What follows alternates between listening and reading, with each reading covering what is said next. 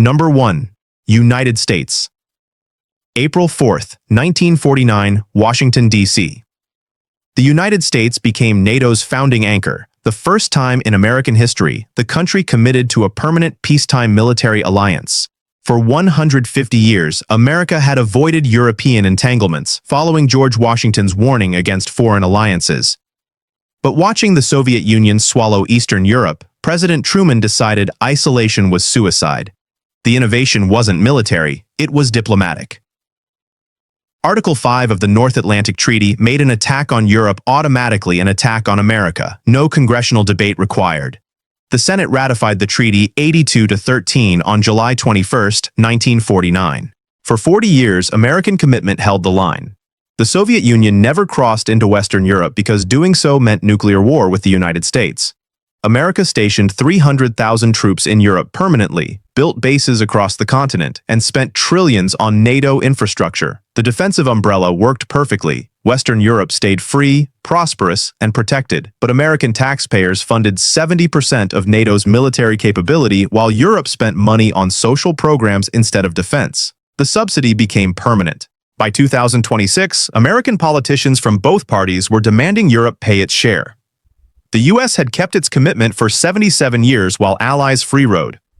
Defense spending hit 5% of GDP for America, while Germany, France, and Italy barely managed 2%. The resentment was bipartisan. America built NATO to protect Europe temporarily, not subsidize European welfare states forever while being criticized for American foreign policy. The anchor held. But the question no one wanted to answer was whether America would still fight for allies who wouldn't fight for themselves. One European power thought it had the solution: build nuclear weapons and ignore American orders entirely. Number 2. United Kingdom. United. April 4th, 1949, London. The United Kingdom entered NATO as Europe's only credible military power, the nation that had stood alone against Hitler and possessed nuclear weapons by 1952. Britain's strategic calculation was cold. Without American commitment to Europe, the Soviet Union would dominate the continent within a decade. NATO was Britain's way to keep America in Europe permanently. Britain offered bases, intelligence networks built during World War II, and a nuclear arsenal that gave NATO second strike capability independent of the United States. Britain became NATO's European pillar. The Royal Navy controlled the Atlantic sea lanes. British forces in Germany formed the backbone of NATO's Northern Army Group. British intelligence agencies coordinated alliance espionage against the Warsaw Pact. For 70 years, Britain was the reliable ally, always meeting defense spending targets, always contributing troops to NATO missions, always supporting American leadership. But Brexit in 2016 shattered Britain's European identity. If Britain wouldn't stay in the European Union, why should it stay committed to defending Europe militarily? British defense budgets stagnated, troop numbers in Europe shrank. The Royal Navy couldn't maintain carrier groups and submarine patrols simultaneously. Britain still had nuclear weapons and a permanent seat on the UN Security Council, but its conventional military was hollowed out. The country that built NATO's European structure was now a declining power clinging to past glory while cutting the military it promised to maintain.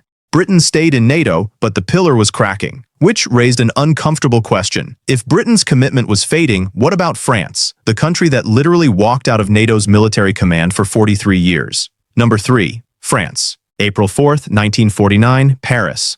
France joined NATO as a founding member while nursing deep humiliation from World War II, occupied by Germany, liberated by Americans and British, and treated as a junior partner despite Charles de Gaulle's insistence on French grandeur. France wanted NATO protection against the Soviet Union but refused to accept American dominance. The French strategy was to stay inside the alliance while maintaining maximum independence. France developed its own nuclear weapons by 1960, rejecting dependence on the American nuclear umbrella. France contributed major ground forces to NATO's Central Front in Germany and hosted alliance infrastructure across French territory. French military officers held senior NATO command positions. For 17 years, France was a fully integrated NATO member, despite occasional friction with Washington over leadership. But in 1966, President de Gaulle detonated the alliance. France withdrew from NATO's integrated military command structure while technically remaining a treaty member. De Gaulle expelled NATO headquarters from Paris, forced American bases to close, and pulled French forces out of NATO command. France wanted the protection of the alliance without submitting to American orders. The withdrawal lasted 43 years. France didn't fully return to NATO military structures until 2009 under President Sarkozy. The decades-long separation proved that France valued independence more than integration. Even after returning, France maintained separate nuclear command and frequently opposed NATO policies it considered too aggressive toward Russia. France stayed in NATO, but always with one foot out the door and a veto ready. The expulsion of NATO headquarters created an immediate crisis. Where would the alliance relocate? The answer came from an unexpected source, a country so small its entire military couldn't defend a single city. Number 4. Belgium. April 4, 1949, Brussels. Belgium joined NATO as a founding member with fresh memories of 2 German invasions in 30 years. Belgian territory had been the battlefield for World War I's trench warfare and the route for Germany's blitzkrieg in 1940. Belgium's strategy was simple: never be invaded again by tying Belgian security to a permanent alliance that included America. Belgium offered NATO strategic geography, control of the ports at Antwerp, and access to the Rhine industrial heartland. Belgium became NATO's symbolic and operational center. NATO headquarters moved to Brussels in 1967 after France expelled it from Paris. Belgium hosted the alliance's political leadership, military coordination centers, and thousands of NATO personnel. Brussels became synonymous with NATO decision-making. For decades, Belgium was the quiet, reliable ally that kept NATO running administratively. But Belgium itself barely maintained a functional military. Defense spending dropped below 1% of GDP by the 2000s. The Belgian military shrank to a token force incapable of defending Belgian territory without Allied help. Belgium hosted NATO headquarters but contributed almost nothing to collective defense. The country that symbolized NATO unity was also the clearest example of free riding, offering real estate and diplomatic hosting while letting other members pay for actual defense. By 2026, Belgium's military was so underfunded it couldn't deploy a full brigade without borrowing equipment from the Netherlands. Brussels hosted NATO, but Belgium had stopped defending itself decades earlier. The contradiction was obvious. NATO's headquarters sat in a country that didn't believe in defense spending, but Belgium's military at least existed on paper. One NATO founding member took a different approach entirely. Number 5. Canada. April 4, 1949, Ottawa. Canada joined NATO as North America's second member, the country that had fought in both world wars on Britain's side and understood that isolating from Europe meant watching tyranny win. Canadian Foreign Minister Lester Pearson architected key elements of the NATO treaty, insisting the alliance include not just military cooperation but economic and political ties. Canada wanted collective security, not just a military pact. Canada contributed air bases, Arctic surveillance, and ground troops to NATO forces in Germany. For 70 years, Canada was the dependable ally. Canadian forces participated in every major NATO operation: peacekeeping in the Balkans, combat in Afghanistan, air patrols over Iceland and the Baltics. Canada met NATO defense spending commitments more consistently than most European members. Canadian diplomats mediated alliance disputes. Canada proved a middle power could punch above its weight. But Canada's military steadily declined after the Cold War ended. Ships rusted out, aircraft aged past replacement dates, and recruitment fell short. By 2026, Canada's military was too small to meet domestic defense needs, let alone NATO commitments. The country promised to reach 2% GDP defense spending, but kept delaying the timeline. Canada bordered the Arctic where Russian and NATO interests were colliding, yet couldn't patrol its own northern waters without American help. Canada stayed loyal to NATO in rhetoric while quietly letting its military capabilities decay into irrelevance. The dependable ally had become dependent. Canada's decline was gradual, predictable, and typical of prosperous democracies that stopped believing threats were real. But at least Canada still had a military. Denmark took a more creative approach to national defense. Number 6. Denmark. April 4, 1949, Copenhagen. Denmark joined NATO despite a strong tradition of neutrality and pacifism.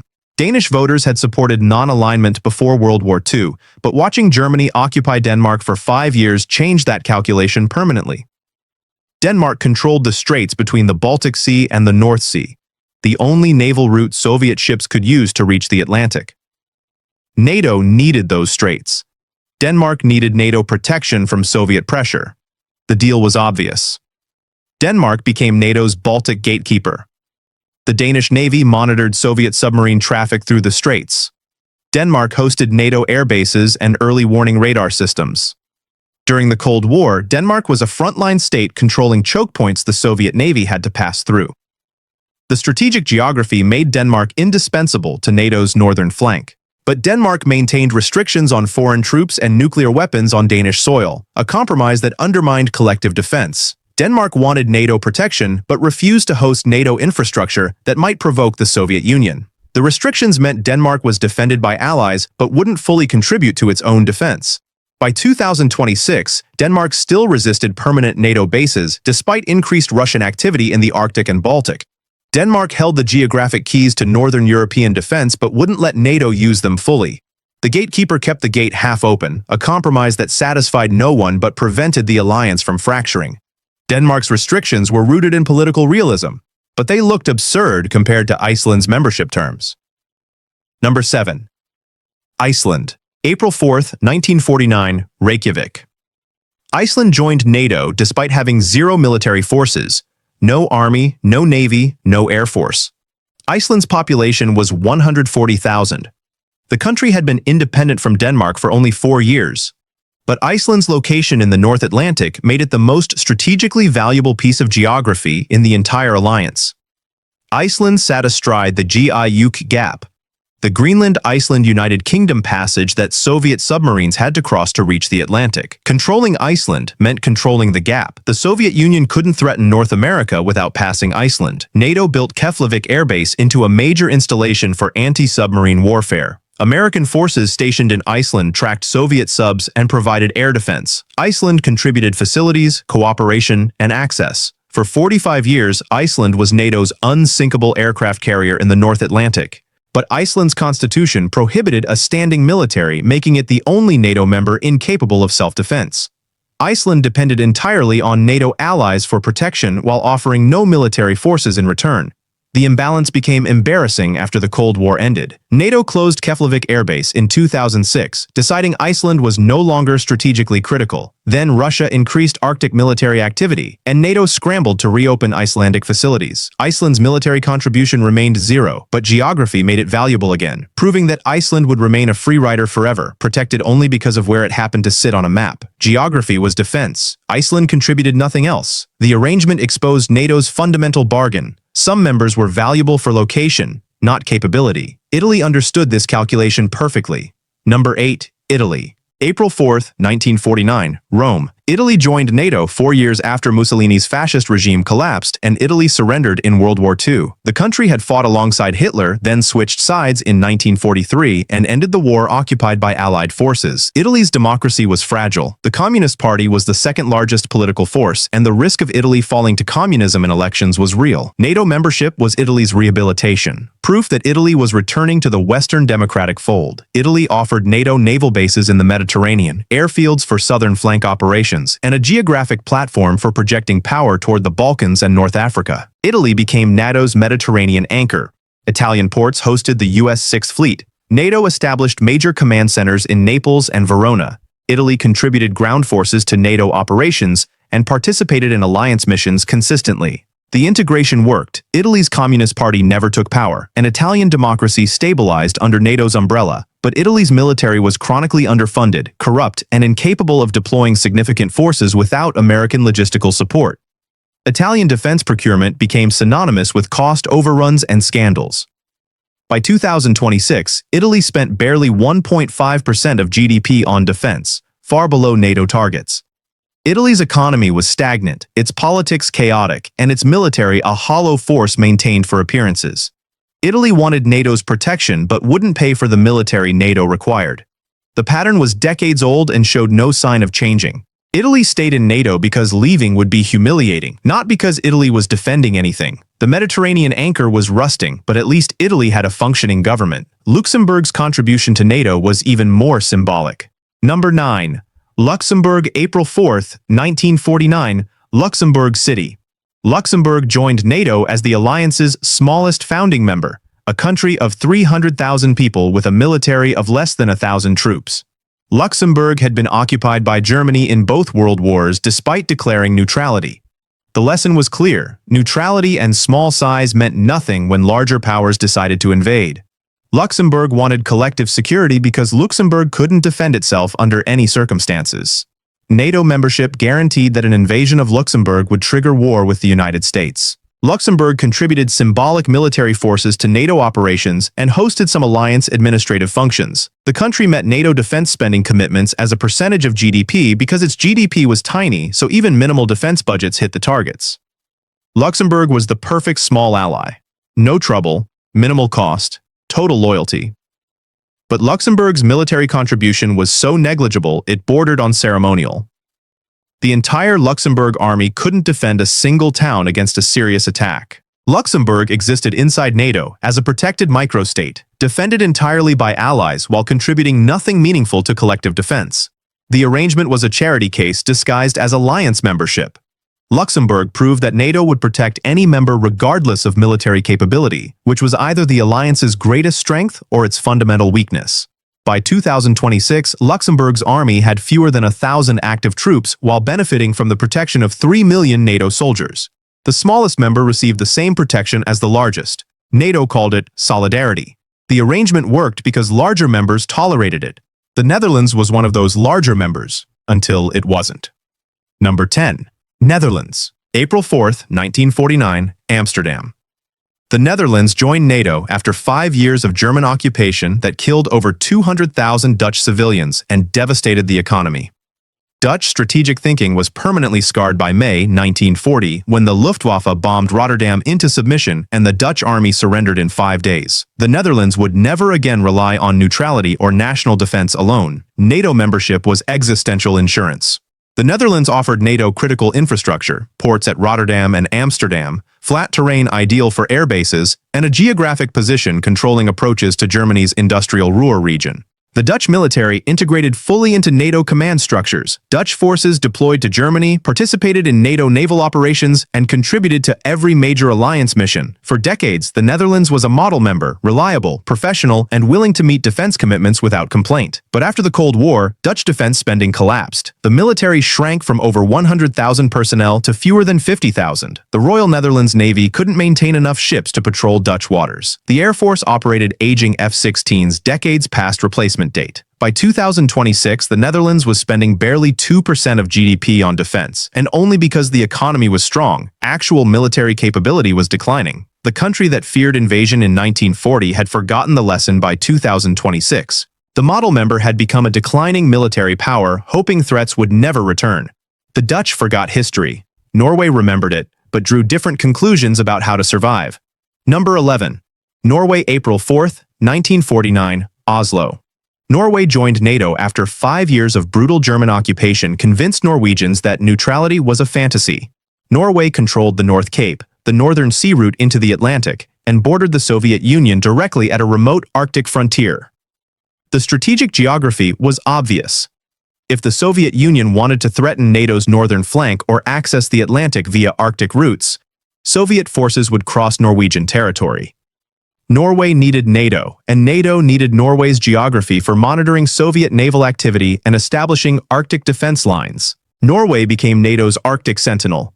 Norwegian forces worked with American and British troops to defend the far north. Norway hosted pre-positioned NATO equipment for rapid reinforcement. Norwegian intelligence monitored Soviet submarine bases on the Kola Peninsula. For 70 years, Norway was the reliable northern ally, always meeting defense commitments and never wavering in NATO loyalty. But Norway maintained a ban on foreign military bases and nuclear weapons on Norwegian soil during peacetime, a restriction that limited NATO's ability to reinforce quickly. The policy was designed to avoid provoking the Soviet Union, but it meant Norway was defended by NATO forces that couldn't actually station in Norway until war started. By 2026, with Russian military activity surging in the Arctic, Norway still resisted permanent NATO bases despite the obvious threat. Norway wanted protection, but feared that hosting NATO infrastructure would provoke Russia into preemptive action. The Arctic Sentinel kept watch but wouldn't let reinforcements through the gate until it was too late. Norway's compromise was rooted in fear of Russian retaliation. Portugal's compromise was simpler: offer valuable real estate while running a dictatorship. Number 12. Portugal, April 4, 1949, Lisbon. Portugal joined NATO while still governed by António Salazar's authoritarian Estado Novo regime, making it the alliance's first non-democracy.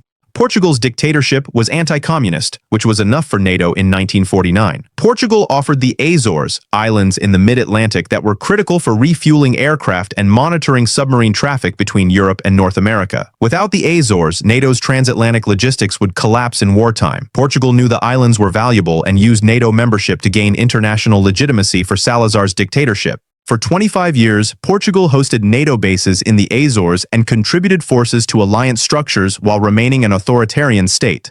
The contradiction was ignored because Portugal's geography mattered more than its politics. When Portugal finally became a democracy in 1974 after the Carnation Revolution, NATO celebrated the transition while quietly relieved that the Azores stayed in friendly hands.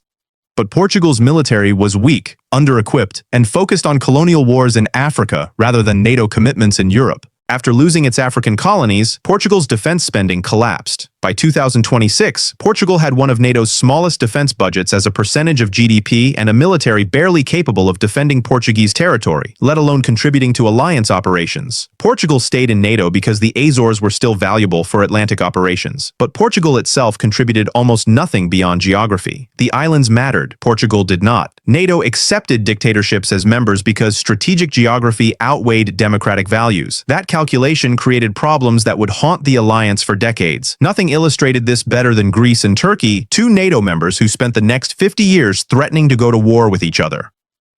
Number 13.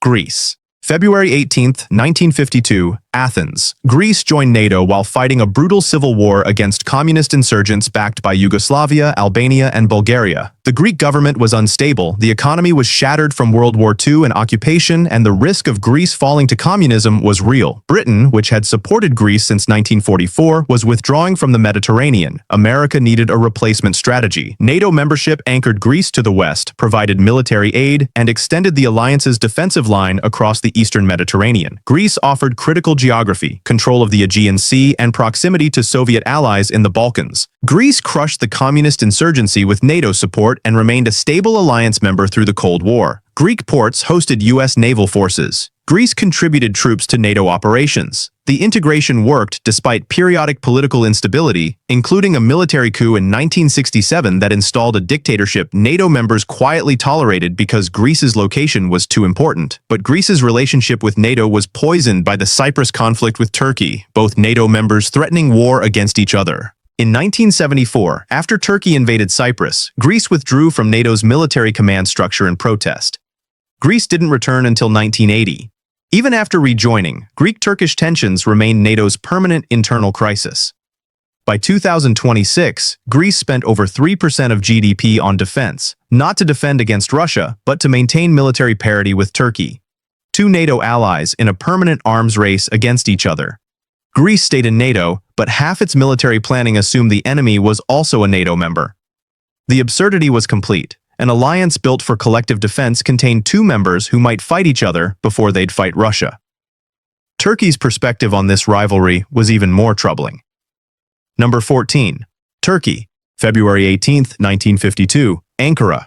Turkey joined NATO as the alliance's southern anchor, the only Muslim-majority member, and the country that controlled the Bosphorus Strait, the choke point between the Black Sea and the Mediterranean. Turkey bordered the Soviet Union directly along a volatile Caucasus frontier. Soviet pressure on Turkey for territorial concessions and base rights after World War II pushed Turkey toward NATO. America wanted Turkey in the alliance to contain Soviet expansion in the Middle East and prevent Soviet naval dominance in the eastern Mediterranean. Turkey offered NATO a massive army, strategic geography, and a willingness to fight that Western European members often lacked. Turkey became NATO's second-largest military force after the United States. Turkish troops deployed to Korea, Cyprus, and Afghanistan. Turkey hosted American nuclear weapons and radar systems monitoring Soviet missile tests. For 40 years, Turkey was the loyal ally on the front line, always reliable despite domestic instability and military coups. But Turkey's democracy collapsed repeatedly, military coups in 1960, 1971, 1980, and a failed coup attempt in 2016. By 2026, Turkey under President Erdogan was barely recognizable as a NATO ally. Turkey bought Russian air defense systems despite NATO protests. Turkey blocked Sweden's NATO accession for 22 months over Kurdish policy disputes. Turkey threatened military action against Greece and Cyprus, both NATO members or partners. Turkey's military was large but increasingly unreliable as an alliance partner. NATO needed Turkey's geography, but Turkey used that leverage to ignore alliance rules. The Gatekeeper had become the hostage taker, and NATO couldn't afford to lose the Bosphorus. Turkey's transformation from reliable ally to unpredictable problem child exposed NATO's central dilemma. Geography trumped behavior. The alliance would tolerate almost anything from members who controlled strategic territory. That same logic explained NATO's most controversial decision: rearming Germany. Number 15. West Germany. May 6, 1955, Bonn. West Germany joined NATO 10 years after Nazi Germany surrendered, a decision that horrified France and divided the alliance. Rearming Germany meant giving weapons to the country that had started World War II and killed millions. But the Soviet Union was building military forces faster than NATO could match, and the inner German border with East Germany was the most likely invasion route. West Germany wanted sovereignty and rearmament. America wanted burden sharing. France demanded guarantees that German forces would remain under NATO command, not national control. The compromise was West German NATO membership with tight restrictions and integration into alliance command structures. West Germany became NATO's military backbone. The Bundeswehr grew to 12 divisions and 500,000 troops. German territory hosted American, British, French, and other NATO forces. German industry funded NATO infrastructure. The Federal Republic became Europe's economic powerhouse and anchored NATO's Central European defense. The integration succeeded beyond expectations. Germany was a reliable, democratic ally. But West Germany's entire defense strategy assumed the country would be the battlefield in any NATO-Soviet war. Every war game ended with Germany destroyed by nuclear weapons or conventional fighting. West German politicians accepted this because NATO membership was the price of sovereignty, but German peace movements grew throughout the 1980s, questioning whether hosting American nuclear missiles made Germany safer or just guaranteed its annihilation. By the time Germany reunified in 1990, the psychological cost was clear. Germans supported NATO, but resented being the designated battleground. Germany stayed in NATO, but the trauma of potential self-destruction never faded. Germany's entry into NATO was controversial in 1955. Spain's accession in 1982 triggered a crisis that nearly split the country in half. Number 16. Spain. May 30th, 1982, Madrid. Spain joined NATO 7 years after dictator Francisco Franco died and Spain transitioned to democracy. Spain had been neutral in World War II and isolated from Europe during Franco's 40-year dictatorship. The new democratic government wanted NATO membership to anchor Spain in the Western democratic community and gain security guarantees. NATO wanted Spain's geography, control of the Strait of Gibraltar, Atlantic coastline for anti-submarine operations, and Mediterranean bases. The strategic logic was solid. Spain's military was large and experienced from decades of operations in North Africa. Spain integrated into NATO structures and hosted American bases. Spanish forces deployed to Bosnia and Afghanistan. The military relationship worked well. Spain was becoming a normal NATO member with full participation in alliance operations and planning. But Spanish public opinion never supported NATO membership. Polls consistently showed majorities opposed to joining. The socialist government that came to power in 1982 held a referendum in 1986 on whether Spain should leave NATO. The government barely won with 53% voting to stay, and only after promising Spain would not join NATO's integrated military command. Spain remained a half-member for decades, inside the alliance but outside the command structure, contributing to some operations but not others. The compromise satisfied no one. By 2026, Spain still spent barely 1% of GDP on defense. Spain stayed in NATO but never fully committed to being a NATO country. The pattern was clear. NATO could expand, but expansion didn't guarantee commitment. The founding members and Cold War additions created an alliance riddled with contradictions. Dictatorships protecting democracy, allies threatening each other, free riders protected equally with contributors, and members who valued sovereignty over solidarity. Those contradictions would explode when NATO expanded into former Soviet territory. That story begins with 3 countries that spent 40 years as Warsaw Pact enemies before joining NATO in 1999. Part 2 covers those 16 countries and the expansion that triggered the Ukraine war.